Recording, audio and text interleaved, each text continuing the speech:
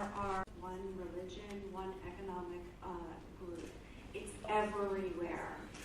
The Avon Foundation, we launched our Speak Out program because we want to give women a voice to be able to talk about these issues. It's very scary, as we know. It's hard to come forward.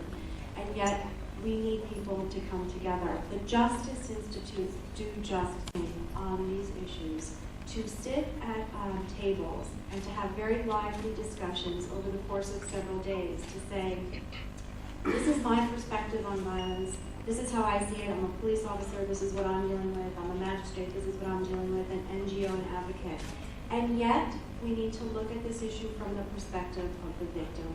We have to remember at all times who we're here to serve and how to hold batterers accountable. The countries that we select have excellent laws. There are laws in place. Are they being implemented properly? And how can we help facilitate that conversation? So as the funder, all across 70 markets, we want to be able to convene meetings such as this, and that's exactly what the Justice Institutes do. That's great. You talked about perspective, certainly the perspective of the victim.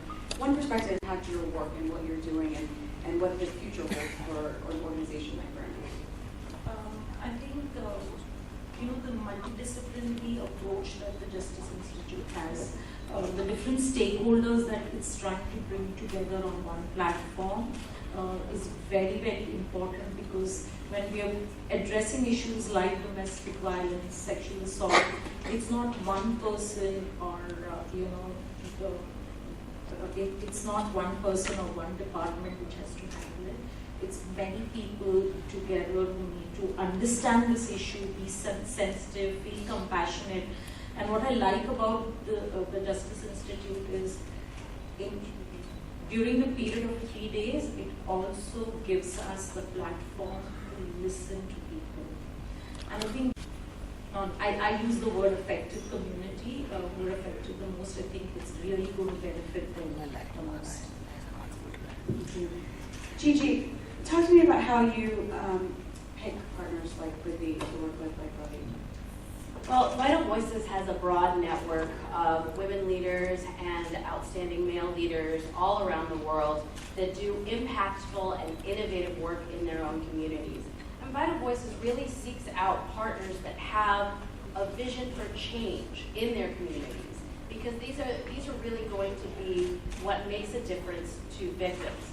Here in India, we have just such a wealth of amazing partners. We have Preeti, we have Ravi and his brothers, we have Judge Swati Chauhan, who joined us in planning, as well as Save the Children India, which was able to also connect us to the Department of Child and Women Development.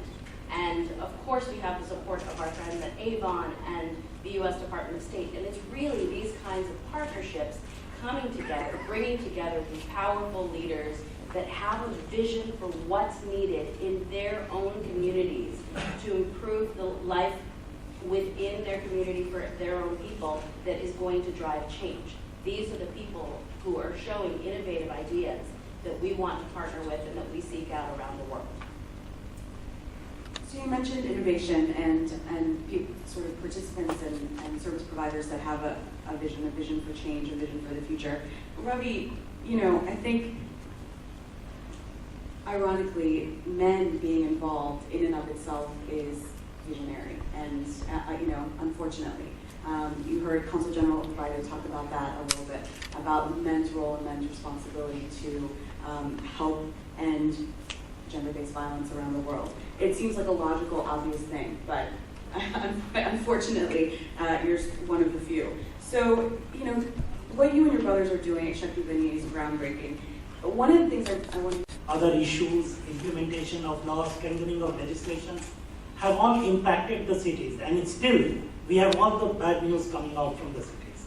But if you go out into the large hinterland of India, the rural India, things continue to remain the same. And in this bleak situation, I think that individual responsibilities can change situations. And here, when individual responsibilities, I think men should join this fight. They should speak up. They should break this culture of silence. They should also start intervening.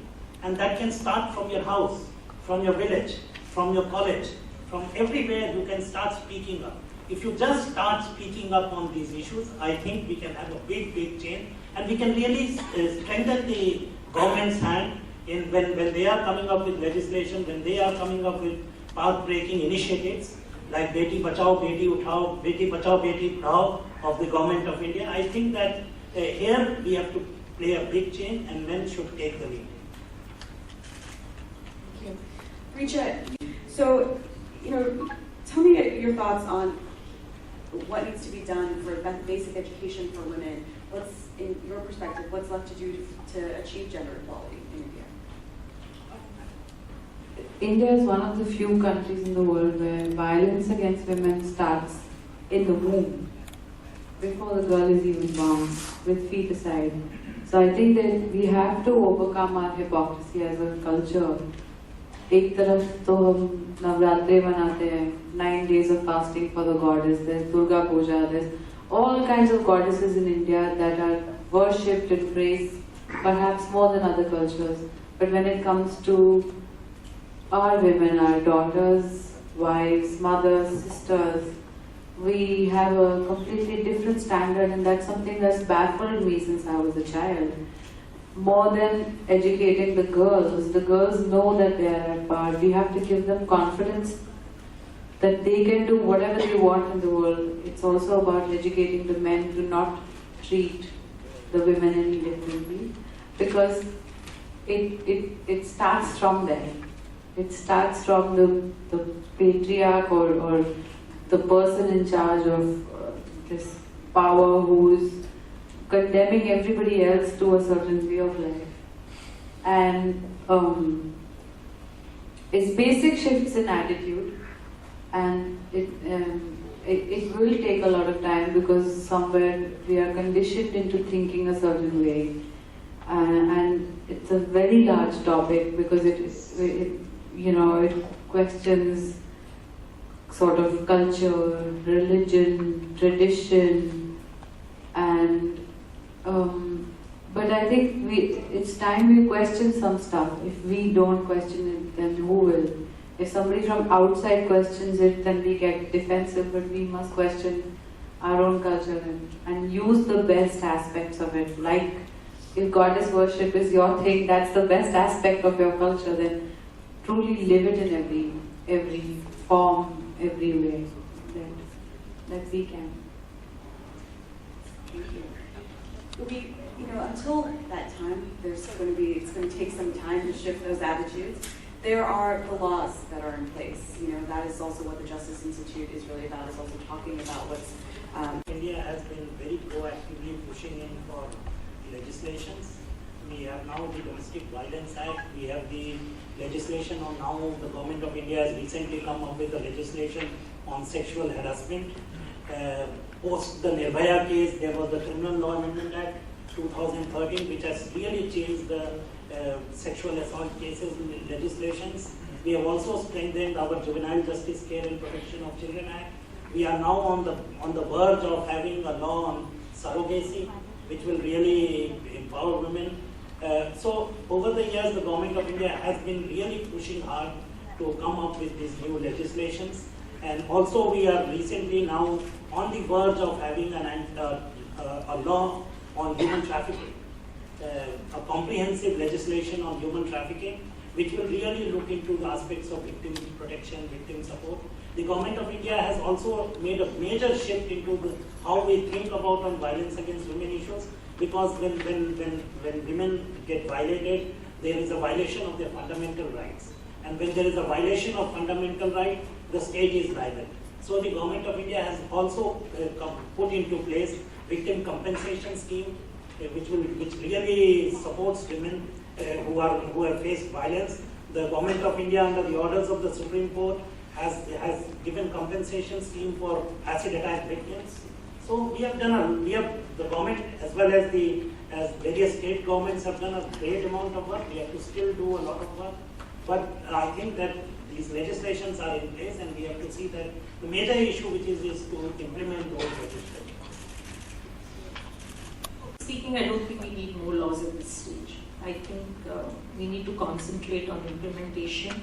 we need to concentrate on how sensitive we are when we are trying to ensure justice for this victim. Because laws are in place, but they're not unfolding the way we want it to unfold from the victim-centric point of view. So I think that's something that we really need to look at. Fortunately for us, there's been a lot of civil society participation every time a legislation has come into place.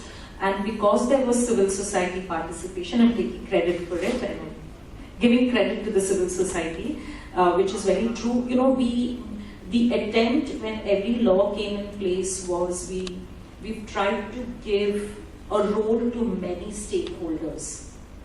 And I think if each of these stakeholders are given that enabling environment to try and help this victim, there's a lot we can really do for the victim, because these instruments to a great extent are good.